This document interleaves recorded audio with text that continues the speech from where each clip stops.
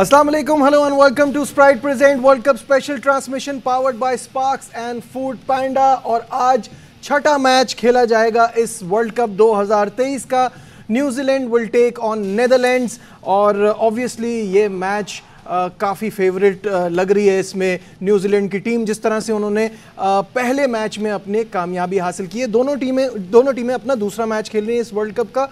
Obviously New Zealand अपना पहला match जीत चुकी है। नेदरलैंड को पाकिस्तान के खिलाफ शिकस्त का सामना करना पड़ा था।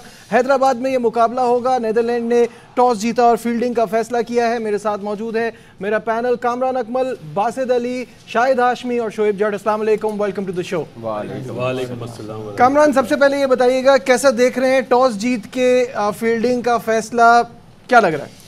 देखिए, पहले मैच में भी पाकिस्तान के खिलाफ टॉस जीत के फील्डिंग की है तो चेस में थोड़ी प्रॉब्लम हुई नेदरलैंड को। ठीक है, छोटी टीम है, न्यूजीलैंड की बहुत बड़ी टीम है, पहला मैच भी जीते हुए हैं, तो आज थोड़ा डिफरेंट करना चाहिए था, पहले बारी करनी चाहिए थी। लेकिन वो जेन में रखा होगा, जैसे लास्ट मैच इंडिया और ऑस्ट्रेलिया का हुआ, ओस भी पड़ती है, तो वो जेन में रखे उन्होंने बॉलिंग अगेन की है। लेकिन ये है कि टफ टाइम देना चाहिए। अच्छी टीम है, जहाँ उन्होंने क्वालिफाई राउंड में 450 रन चेज किए, सुपर ओवर में वो जीते हैं। तो एक टीम ऐसी किसी टाइम भी कुछ कर सकती, बड़ी टीम को अंडर प्रेशर कर सकती है। वो उसी सूरत है कि जब ये बैक टू बैक अगर बॉलिंग कर रहे हैं, 2 विकेटें ले लें, थोड़ा बैक फुट पे आ जाए। लेकिन न्यूजीलैंड की बैटिंग लाइनअप बहुत डेप्थ में है, तो मेरा नहीं ख्याल कि इतना टफ टाइम दे सकेंगे न्यूजीलैंड टीम को। बस ये है, अच्छा करें, पॉजिटिव करें, जो इनकी क्रिकेट के लिए बेहतर हो आने वाले मैचेस में। ठीक है बासित भाई, न्यूजीलैंड की टीम को कोई आउटराइट फेवरेट कंसिडर नहीं कर रहा था इस वर्ल्ड कप से पहले, बट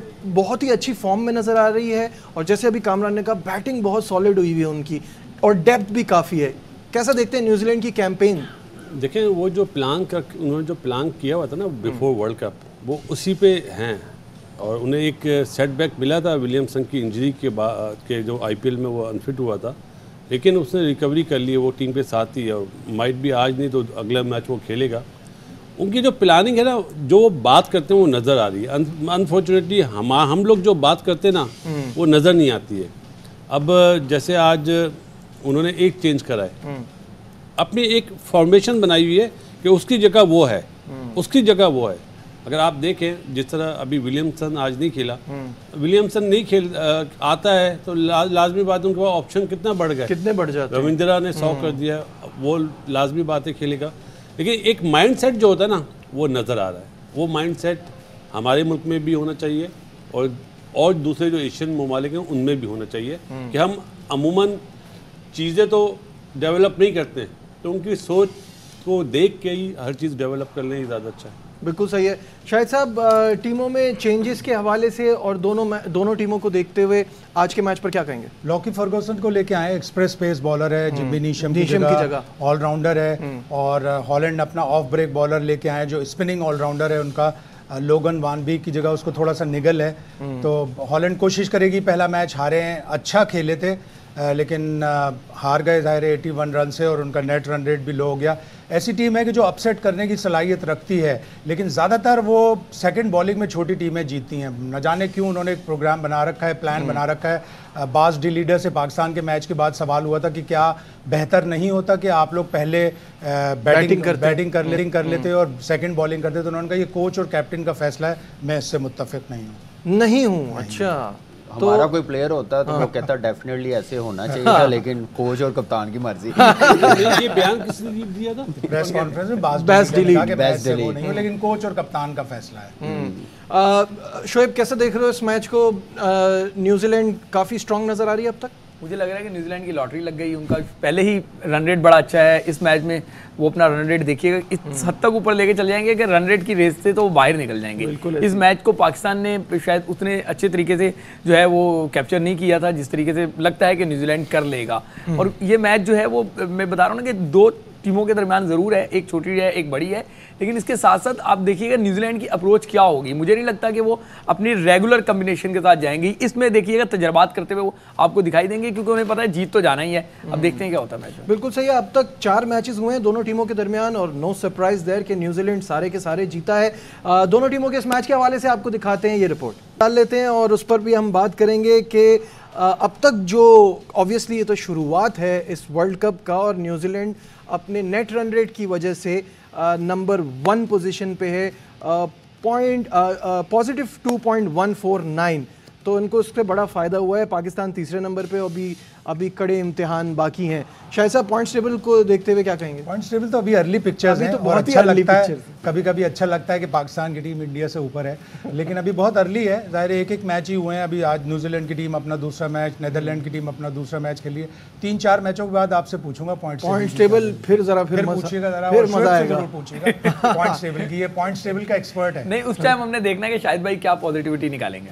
शायद भाई तो पॉजिटिविटी निकालेंगे। शायद भाई आपको लगता है कि ना पाकिस्तान टीम जो है अगर पाकिस्तान अपना दूसरा मैच श्रीलंका से भी जीत लेगा तो फिर इंडिया वाले मैच में बड़े कॉन्फिडेंस से जाएंगे। अगर इंडिया कल फंस जाता किसी तरह, वो जो कैच था 45वीं गेंद पर मैच की, 20 पर 3, 20 पर अगर 4 हो जाते और कोहली 6 पे आउट हो जाता, तो मैच की सिचुएशन, मैं ये नहीं कह रहा कि ऑस्ट्रेलिया फिर भी जीत जाता। इंडिया की बैटिंग बड़ी डीप है, लेकिन ऑस्ट्रेलिया ने मायूस किया। उनकी स्पिनिंग कॉम्बिनेशन ने, उनकी ओवरऑल कप्तानी ने, स्पेशली पैट कमिंस की बहुत ही मायूस किया कप्तानी ने। बिल्कुल, कल के मैच पर बात करते हैं क्योंकि बहुत ही ज़बरदस्त मुकाबला हुआ।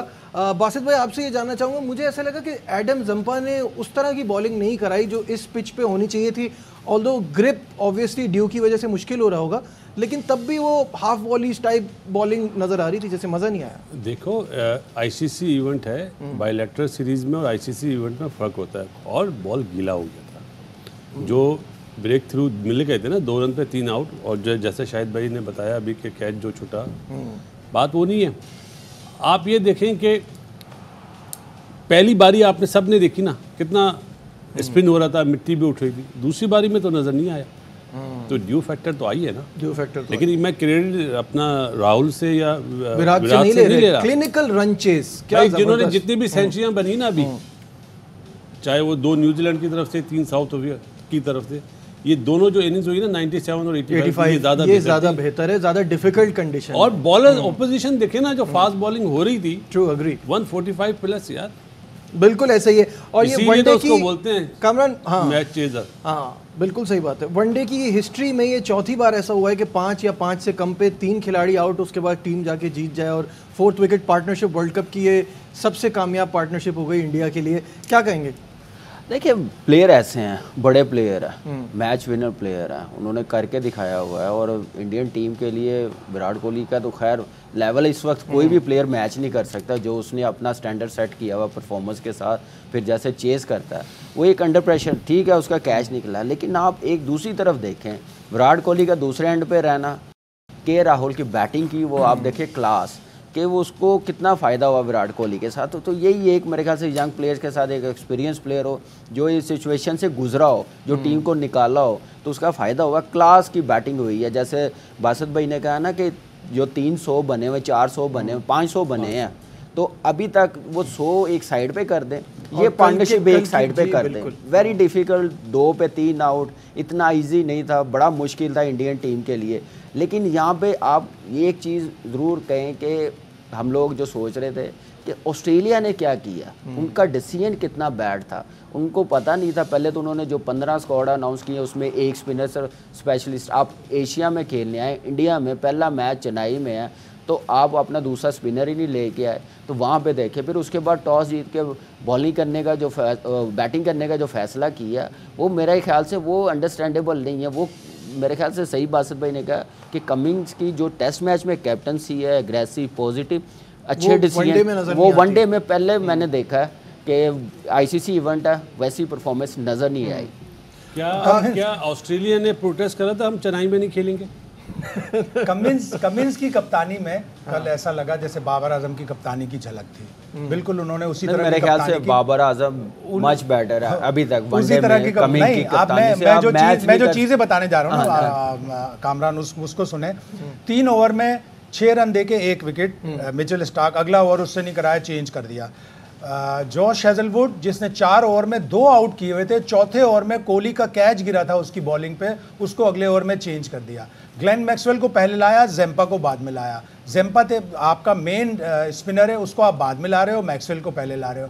जेम्पा ने जितने भी बॉलर से बॉलिंग कराई पूरे मैच में सबसे कम विकेट टू विकेट बॉलिंग की। 30 ओवर में 106 रन पर 6 आउट किए भारतीय स्पिनर्स ने, और इनके 16 ओवर्स में कोई कितने रन बने थे, 86 रन बने थे, और कोई भी स्पिनर ने आउट नहीं किया। तो ये वाज़ेह फ़र्क है। और कमिंस की कप्तानी में बहुत ही ज़्यादा मतलब मायूस किया कि आप जब आपने 3 आउट कर लिए तो चौथा एक मेन बैट्समैन आउट करके मैच को तो फिनिश करो, मैच में गिरफ्त तो मजबूत करो। लेकिन बिल्कुल 3 पर 2 आउट होने के बाद जिस तरह से रन चेज लेके चले हैं विराट कोहली, क्या कहेंगे? देखिए विराट कोहली की एक क्लास है और वो बार बार लफ्ज़ों में क्या बयान करनी, हर बार वो आता है और बता देता है कि उसकी क्लास बिल्कुल अलग लेवल की है। और यही वजह है कि मुश्किल में था। आप बताएं ना, हम अपनी टीम को इसलिए लाते हैं कि बेसिक तो हमें अपनी टीम को डिस्कस करना है, बाकी चलें बाकी चीज़ों को भी बात कर लेता है बंदा। क्या हम इस सिचुएशन में होते तो इस तरीके से रन चेज हम कर लेते हैं? बिल्कुल, उन्होंने जितना तारीफ़ की जाए कम है। लेकिन इसके साथ साथ जो शाहिद भाई पॉइंट आउट कर रहे हैं ये भी है कि कप्तानी भी अच्छी नहीं हुई। अगर आप तो मशहूर इसीलिए हैं कि आप अटैकिंग क्रिकेट खेलते हैं, अग्रेसिव डिसीजन लेते हैं। कल आपने क्या किया? आप बैकफुट पे गए। जो भी टीम बैकफुट पे जाएगी, चाहे वो ऑस्ट्रेलिया हो चाहे फिर वो नीदरलैंड हो, पाकिस्तान भी बीच में आ जाती है, तो फिर उसके बाद यही होगा। आपको ये मानना होगा क्रिकेट मॉडर्न डे खेलनी है तो फिर आउट ऑफ द बॉक्स जाके, आउट ऑफ द स्किन जाके जो फैसले करेंगे उससे क्रिकेट जीतेंगे। ठीक है, 5 दिन का बेहतरीन बीपर दिया कामरान कुछ कहना चाह रहे थे आप जब शाहिद भाई बात कर रहे थे इसी पे? नहीं, मैं यही कह रहा था कि अब पहला मैच है, कमीज के लिए इतना एक्सपीरियंस भी नहीं है। बाबर को उधर 3-3.5 साल हो गए हुए कैप्टनसी करते हुए, वनडे में ज़्यादा कि वाइट बॉल में थोड़ा सा बेहतर बाबर है उससे कप्तानी में। बाबर कभी भी ना चेंज करता, 2 आउट किए हुए 4 ओवरों में, लेकिन उसने की है। तो मेरे ख्याल से उसने एक तो प्लेइंग 11 में सही प्लेइंग 11 निकला, क्योंकि स्पिनर्स ऑप्शन नहीं थे उसके पास। फिर उसके बाद जो उसने टॉस की है वो कभी भी बाबर ना करता, पहले बैटिंग ना करता। ठीक है बासित भाई, एक तो टॉस वाली बात पर एक चीज़ और ऐड करना चाहूँगा कि ऑस्ट्रेलिया को वहाँ पे 35 से 40 ओवर का मैच खेलना चाहिए था, वो 50 ओवर पे चले गए, क्योंकि 200 में आप 50 नहीं ले जा सकते ना। आप भी तो आउट पे जीतना है ना, तो वो आउट के साथ साथ डिफेंसिव हो गए। एक बड़ी एग्जांपल इसकी जो है मैं आपको बता दूं, एशिया कप का फाइनल देख लें। जब सिराज ने आउट करना शुरू किया उन्होंने उसको हटाया नहीं, उन्होंने कहा भी लगा के रखो, और इसकी वजह से 50 पे 7 फटका दिए। अगर वो कैच भी हो जाता और बॉलिंग अटैक ना होता तो शायद आज जो है हम बातें कर रहे थे कि देखो ऑस्ट्रेलिया ने घर में घुस के घर के शेरों को ढेर कर दिया, बन सकता था ये मैच। ठीक है, यहाँ लेते हैं एक ब्रेक, कहीं मत जाइएगा, will be right back.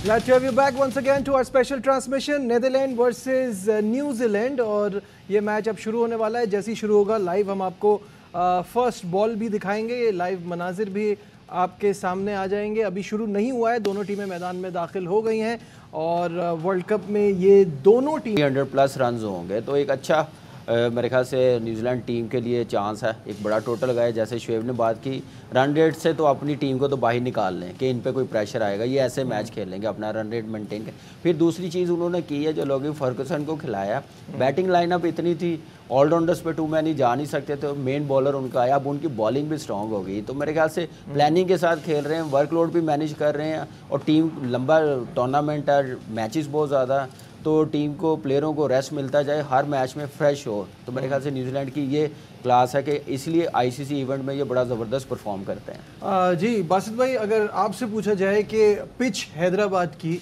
High scoring है और मिशन है, रविंद्र ने रचिन को जो है वो इस तरह ये संजय दत्त की उस पे। ठीक है शाहिद साहब, मैच स्टार्ट हो गया है, पिच को देखते हुए योर एक्सपेक्टेशंस क्या टोटल होना चाहिए? देखें, न्यूजीलैंड की टीम अच्छी है, वो कम से कम 300+ पे जाएंगे, 350, 360, और जिस तरह उन्होंने चेस किया था 282, सिर्फ 36.2 ओवर्स में 82 गेंदें बाकी थी उस वक्त जब उन्होंने चेस कर लिया था, तो बड़ा स्कोर करेंगे वो ज़रूर। बिल्कुल सही है। शोएब, क्या खबरें आ रही हैं पाकिस्तान टीम के हवाले से, बताओ क्या अब तक क्या चल रहा है, क्या होने जा रहा है? मुझे पता है इस मैच में आपका कोई इंटरेस्ट नहीं, इस मैच में मुझे लग रहा है कि एक और 400 जो है ना बन जाए शायद उसके, क्योंकि ओपोनेंट छोटा है, ग्राउंड बड़ा मज़े का है, तो मेरे ख्याल से 400 के करीब जाएंगे ये लोग। मिनिमम या मैक्सिमम? पाकिस्तान टीम का ये है कि अभी तक जो है उन्होंने टीम अनाउंस नहीं की, या वो जो आपस में डिस्कशन होती है, फिलहाल कोई डिस्कशन नहीं है। सुबह मैच है, आज जब शाम में होगा तो वहाँ से कोई खबर निकालने की कोशिश करेंगे। फिलहाल सब अच्छा की जो है ना बात है, लेकिन जो दो बड़ों की सर जंग है वो अलबत्ता जारी है, ये मैं आपको बता दूं। और मैंने आपको पहले ही बताया था कि ये जंग तूल पकड़ेगी इंडिया के मैच तक, इंडिया के मैच तक। हाँ, तब मतलब तक कहने का मतलब है ना, जब हारेंगे तो ये वो होगा, हारेंगे तो फिर जाहिर है चीजें खुलना शुरू होंगी। नहीं, मसला क्या होता है, वो कहते हैं ना कि कामयाबी बहुत सारे फादर रखती है, लेकिन नाकामी जो है ना वो ऑर्फन होती है, यतीम होती है। तो जब नाकामी होती है तब एक दूसरे पे गिराई जाती है मामला। कामयाबियों पे तो सब कहते हैं सब अच्छा है, सब अच्छा है, या खामोशी इख्तियार की होती है। तो बहरहाल फिलहाल कैंप से सब अच्छा की रिपोर्ट है। शायद साहब ये क्यों हमारे यहाँ ये एक ऐसी रिवायत क्यों डली हुई है कि वर्ल्ड कप पे जाते हैं तो जाते हुए आपकी तैयारी वैसी नहीं होती, और हर किसी को इसी बात का इंतज़ार होता है कि अब ये हारेंगे तो चीज़ें खुलेंगी और उसके बाद फिर एक नया फेज शुरू होगा जिसे रीबिल्डिंग फेज कहते हैं। तो why are we waiting for that? बिल्कुल इसी तरह होता है। फिजियो और डॉक्टर सेम पेज पे नहीं होते, कोचेज़ आपस में एक दूसरे का डिफरेंसेस होते हैं, बैटिंग कोच की कारकर्दगी पे सवालिया निशान होते हैं। तो ये इल्स हैं पाकिस्तान के क्रिकेट के, पाकिस्तान के क्रिकेट टीम के। हमारा सिस्टम ही फॉल्टी है, हमारी सिलेक्शन में प्रॉब्लम होता है, हमारी डोमेस्टिक क्रिकेट में प्रॉब्लम है, हमारे यहाँ जो चेयरमैन होता है वो आए दिन तब्दील होता रहता है, नई टीम आती है, नई प्लानिंग होती है। तो इसी तरह चलता रहेगा क़यामत तक। बासित भाई, इस वक्त अभी पाकिस्तान अपना एक मैच जीती है और जीती भी है वो, मतलब एक मैच खेली और वही जीती है। तो मुझे ये समझ में नहीं आ रहा कि अभी से ये फीलिंग कि पाकिस्तान टीम जो है वो इंडिया से हारेगी या इससे हार जाएगी या फाइनल 4 की दौड़ से बाहर है, ये तो अभी start of the world cup. बात में इसका जवाब से पहले बस एक लुकमा देना चाहूंगा भाई, एशिया कप में अगर आप नंबर 1 नंबर 2 होते ना तो फिर ये बातें हो ही ना रही होती। ये वजह है पिछले एशिया कप की जो अभी तक आपको बर्दाश्त करना पड़ रहा है। ठीक है, एशिया, ये शोएब की राय है कि एशिया कप में जो हम 2 मैचेस हारे हैं उसकी वजह से ये अब लोगों का एक माइंडसेट बन गया है कि पाकिस्तान ने आगे जाना नहीं है। देखें जी, सच्ची बात क्या है वो मैं आपको बोल देता हूँ। बीइंग अ पाकिस्तानी सबकी ख्वाहिश है पाकिस्तान जीते, बिल्कुल, चाहे वो इंडिया से मैच हो, चाहे वो न्यूजीलैंड से मैच हो, किसी से भी मैच हो। लेकिन जब आप बोलते हैं ना एज ए एक्सपर्ट आपको ओपिनियन, तो हर चीज़ हमें देखनी पड़ती है। वहाँ पे अगर हम गलत बोलें, अब कल मैंने जैसे टीवी पे कहा या पिच इतनी अच्छी नहीं बनाई, लोग बुरा माने, भाई दूसरी बारी में पिच डिफरेंट हो गई ना, तो थोड़ा सा हमें भी बोलने का मौका दे दिया करें। जुम्मा 8 दिन हमने भी खेला है। और जो अभी शाहिद भाई बात कर रहे थे ना, हम एशिया कप से पहले की मैं बात करता हूँ, दुनिया में नंबर 1 बॉलिंग किसकी थी? हमारी थी। सब बोल रहे थे ना, मिचेल मार्श साहब ने भी बोला था, बिल्कुल सब बोल कि पाकिस्तान हॉट है टॉप 4 में। अब कोई जुमला बोल रहा है मिचेल मार्श को ये बोलने की कल सजा मिली, कल सजा मिली और दूसरा था 67 पे ऑल आउट करने, 67 पे इंडिया को ऑल आउट करने के बाद उनकी पहली बात नहीं माननी चाहिए। कर लेते अगर चौथी विकेट जल्दी शायद 20 पे जाती। बात ये नहीं है, बात ये कि व्यूज चेंज हुए ना, लोगों ने देखा। अनफॉर्चुनेटली नसीम शाह भी अनफिट हुआ, उसका भी मतलब वो है तो क्वालिटी बॉल है ना। हमारा स्पिन डिपार्टमेंट बिल्कुल एक्सपोज हो गया यार। हमें क्या ज़रूरत है इस टाइम पे स्पिन बॉलिंग कोच? माशाल्लाह इतने लोग भर्ती करे हुए हैं, वहाँ स्पिन बॉलिंग कोच नहीं है। स्पिन बॉलिंग कोच नहीं है। आपका बॉलिंग कोच जो है, फास्ट बॉलिंग कोच मॉर्कल, उसने बोला कि मुझे चाहिए, हमें चाहिए। बिल्कुल सही बात है। और बात ये है कि उसके बाद भी हम एक्सपेक्ट करते हैं कि हम फाइनल खेलें या जीतें। जिस चीज़ में आप स्ट्रगल कर रहे हैं, आप बड़ी टीमों के खिलाफ बीच में स्पिनर्स पे विकेटें नहीं ले पा रहे, और उसके लिए आपके पास ऑस्ट्रेलिया का बॉलिंग कोच विटोरी है, उन्होंने तो कोई बुरा नहीं माना कि न्यूजीलैंड लिए, हालांकि उनकी राइवलरी है। बिल्कुल, वो तो बुरा नहीं मानते, हमारे ही बुरा माना जाता है कि ये नहीं आएगा, मुश्ताक नहीं आएगा तो सकलैन नहीं आएगा। अच्छा भाई कामरान, यही सवाल मेरा आपसे है कि ये इस तरह की जो सिचुएशन चल रही है, और ठीक है बासित भाई ने कहा नसीम भी इंजर्ड है, तो इस तरह तो आप देखें हर टीम का कोई ना कोई मसला चल रहा है। सब अपनी फुल स्ट्रेंथ के साथ तो नहीं आए। श्रीलंका जिसके हम तारीफ कर रहे हैं कि वो 102 रन से हारा, क्या खूब मुकाबला किया, उनके फास्ट बॉलर्स इंजर्ड है। हसरंगा कितनी बड़ी कमी है उनकी टीम में। महेश तिक्षाना अगर ये दोनों बॉलर होते तो शायद 70-80 रन कम होते, बिल्कुल, तो वो और चांस हो जाता उनके लिए, उनका रन रेट और बेहतर हो जाता। तो ये एक्सक्यूजेस नहीं है हमारी अपनी इस वर्ल्ड कप से पहले तैयारी को, और वो जिस एक नंबर 1 टीम के ब्लफ में हम रहे हैं ना, उसकी मैं समझता हूँ वो जिम्मेदार है। देखिए वो जिम्मेदार क्या कहें, टीमें ऐसी मिली हैं पाकिस्तान टीम को, तो वो जीत के साथ हम लोगों ने बड़ा सेलिब्रेशन की है उस जीत पे।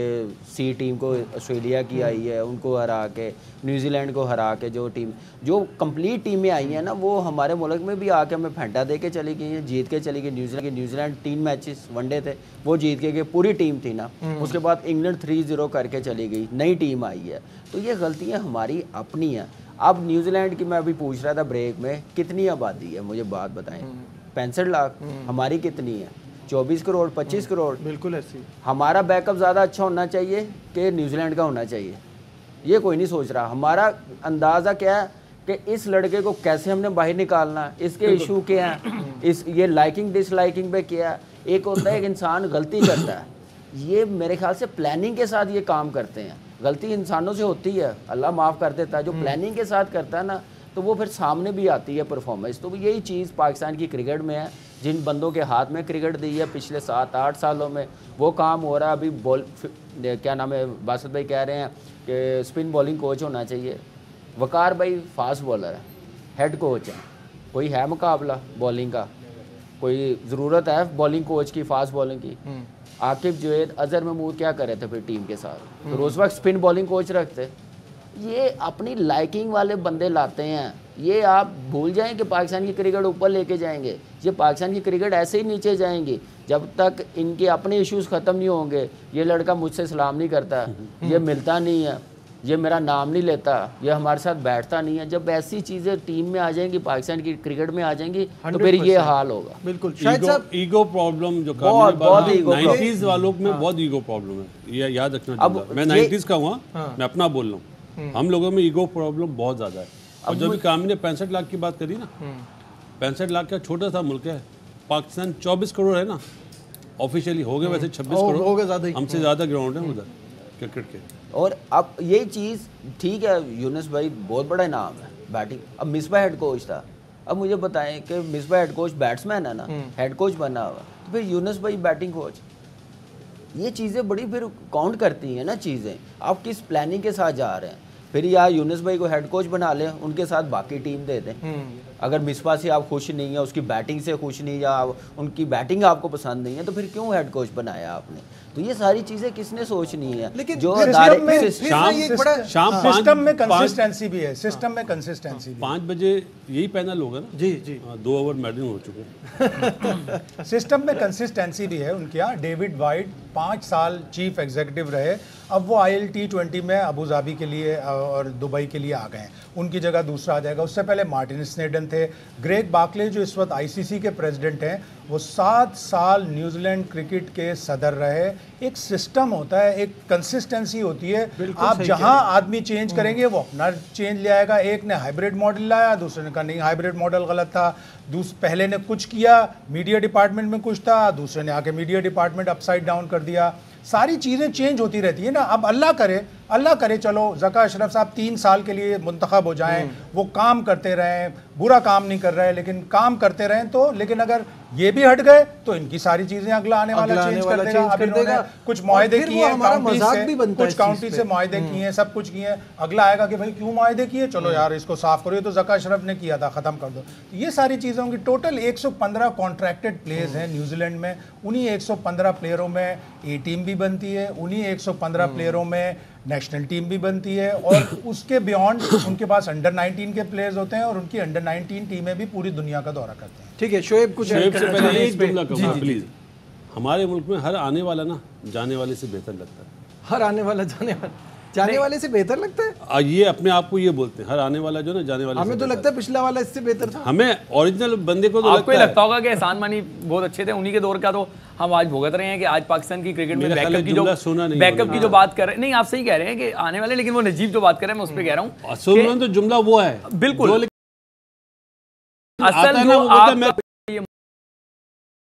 मानना पड़ेगा कि पाकिस्तान क्रिकेट को इस नहज पर पहुंचाने वाले एहसान मैनी एंड कंपनी है, जिन्होंने बैकअप यहां से बिल्कुल ख़त्म कर लिया। अब दूसरी बात सुने यार, हम सरबराहान की बात करते हैं, ठीक है जी, उनको एक कंसिस्टेंसी होनी चाहिए। अगर नहीं भी है टीम, अगर आप चीफ सिलेक्टर को 3 साल का कॉन्ट्रैक्ट दे सकते हैं तो कुछ तगड़ा टीम डायरेक्टर लाएं। ऐसा टीम डायरेक्टर नहीं जो पाकिस्तान की क्रिकेट उसकी सेकंड प्रायोरिटी हो, इंग्लैंड की अपनी डोमेस्टिक पहली प्रायोरिटी ठीक है। हो। आप यहाँ के किसी लेजेंड को बनाए ना 3 साल के लिए, जिस तरह इंडिया ने किया, सही है। जिस तरह ऑस्ट्रेलिया ने किया, ठीक है। इंग्लैंड ने किया, Got your फिर point। देखें रिजल्ट। एक सवाल बासित भाई से, फिर उसके बाद ब्रेक पे जाएंगे। बासित भाई मुझे ये बताएं कि एक तरफ आप कहते हैं कि हम 90s वालों का ईगो था, या जो पुराने हमारे नहीं है था जो भी, ठीक है, और साथ साथ हम बात करते हैं ये वाली कि जब फॉरेन कोच आता है तो वो उसका इंटरेस्ट जो होता है वो एज अ जॉब टेकअप करता है, सही है। और जैसे अभी मिकी आर्थर को तो अपनी काउंटी ज़्यादा अजीज़ है, तो फिर हम बीच में नहीं फंस जाते कि हम लोकल पे जाएं, they come with a lot of baggage, और हम इंटरनेशनल पे जाएं, फॉरेन कोच पे जाएं, तो उनकी हमारे साथ लॉयल्टी वैसी नहीं होती। इसमें इधर से एक भी चीज ये और भी भी है, बात पहले भाई सुनो। देखे ना नजीब भाई, आपने ये बात की, मिकी आर्थर का ही मसला नहीं है। मॉर्नी मॉर्कल कितनी बार आपको दस्तयाब हुआ भाई, बॉलिंग आपकी स्ट्रगल कर रही है ना, कितनी मरतबा दस्तयाब हुआ उनका तो वीजा ही नहीं लगता यहाँ का। 266 रन ले लें इंडिया के, या 300 जो रन बनाए भाई, उसमें आपके पेसर भी ठीक पिटे है हैं। बासित भाई, कामी भी कुछ कहना चाह रहा है। मैं ये कहना चाह रहा हूँ सिर्फ मिकी की बात नहीं है, आप वो छोटी सी है, इससे पहले भी फॉरेनर कोच आए हैं, क्या वो ऐसी रेपुटेशन छोड़ के गए हैं जो ये बंदा छोड़ के गया, जो जैसे ये ट्रीट कर रहा पाकिस्तान की क्रिकेट को, घर की क्रिकेट बनाई हुई है, उतने ही हम लोग बेवकूफ हैं जो इसकी बातों में आ रहे हैं। मैं सिर्फ यही बोलूं, बॉब वोल्मर का नाम है ना यार, बॉब वोल्मर ने was आया an- कैसा ये- अच्छा किया। Bob Woolmer was an Jeff exception Lawson आया, डेव वॉटमोर आया। जेफ लॉसन के लिए भी लोग उस जमाने में कहते थे कि जेफ उनका लॉसन तो नहीं, उनका एक्सपीरियंस नहीं है, वो पाकिस्तान आके सी पाकिस्तान के पैसे सब यार नजीब, लेकिन मैं ऐसी कर रहे थे जो ये तो खैर मैं आपको बताऊं, एक अपना ग्रुप है, मैंने दुनिया कहीं पे भी जाएंगे अपने जाएंगे। पहले इनके फ्लावर जहाँ जाते थे वो साथ होता था, ये अपने से नीचे वाले लोगों को साथ रखते हैं, जो गलत चीज़ है। जहाँ तक बात है नेशनल हीरोज की, वो इतने बुरे नहीं है, लेकिन मसला ये है कि जो हमारे यहाँ क्रिकेट बोर्ड में लोग काम करते हैं ना, नीचे से बारीक काम, उससे वो परेशान होते हैं। अब बॉलिंग कोच की भी शोएब बात कर रहा है, यार वसीम भाई क्या नहीं है, आपने डायरेक्टर बनाना था क्रिकेट, जो अभी कमेटी बनाई है, बनाओ वसीम भाई को, क्यों नहीं बनाते? क्योंकि वो सुनेंगे नहीं ना। आपके पास शोएब अख्तर मौजूद है, आपके पास राशिद लतीफ़ मौजूद है, आपके पास यूनुस खान मौजूद है, कोई नहीं पूछ रहा। मेंटोर कौन कौन बने थे अभी जूनियर अंडर 19 में जी। तो वहां से अक्ल करें यार, अपने हीरोज को जीरो बना रहे हो, दूसरों को बांट रहे हो। यहाँ लेते ब्रेक, डिस्कस पढ़ाएंगे, कहीं मत जाइएगा, विल बी राइट बैक।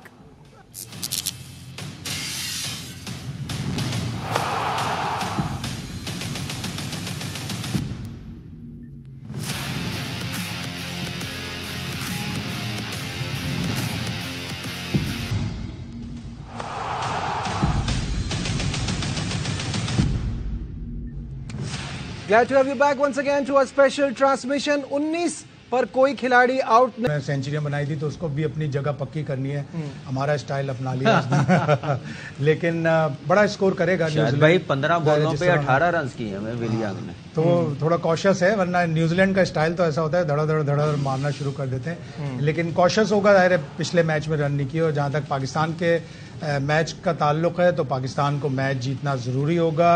और जो खबरें आ रही हैं वो ये कि टीम मैनेजमेंट ने ऑलमोस्ट डिसाइड कर लिया है कि अब्दुल्ला शफीक कल का मैच खेलेगा, इसलिए भी कि श्रीलंका के खिलाफ उसने एशिया कप में जो आखिरी मैच हमारा एशिया कप का था उसमें 50 की थी, और फ़खर थोड़ा स्ट्रगल कर रहा है, तो एक तरह से इसे आप कहते हैं कि ड्रॉप या रेस्ट, तो ये तकरीबन फैसला हो गया। इम्कान यही है कि अब्दुल्ला शफीक मैच करेगा। अच्छा नजीब, आपकी ट्रांसमिशन में मैंने कहा था हम एक तब्दीली के साथ जा रहे हैं ओपन स्लॉट में। आप तो इमाम के लिए कह रहे थे। नहीं मैंने ओपन कहा था कि ओपन में एक तब्दीली हो रही है, ये बिला हो जाए इमाम। अच्छा ये बताएं मुझे कि ये कितना ट्रिकी है कि जब आपको पता है कि एक प्लेयर ऐसा है जो कि गेम चेंजर है, तेज भी खेल सकता है और कुछ अरसे पहले अच्छा कर भी रहा था, अब कुछ वो आउट ऑफ फॉर्म है, खिलाएं बिठाएं, ये एक डिफिकल्ट पोजीशन है। नजीब मियाँ, जो लोग साथ है ना, उनकी सोच का आइडिया आप इस चीज से ले सकते हैं कि या तो उसको टीम में नहीं रखना चाहिए था, जब रखा है तो उसको इन मैचों में नहीं खिलाओगे। अगर अब्दुल्ला शफीक कल आउट होता है या इमामुल हक अनफॉर्चुनेटली आउट होता है, तो क्या अगले मैच में दोबारा इंडिया के अगेंस्ट फकर खेलेगा? क्योंकि आपको जिस प्लेयर को लेके जाना था आप उसको लेके नहीं गए। सीधी सी बात है, उसका नाम है शान मसूद।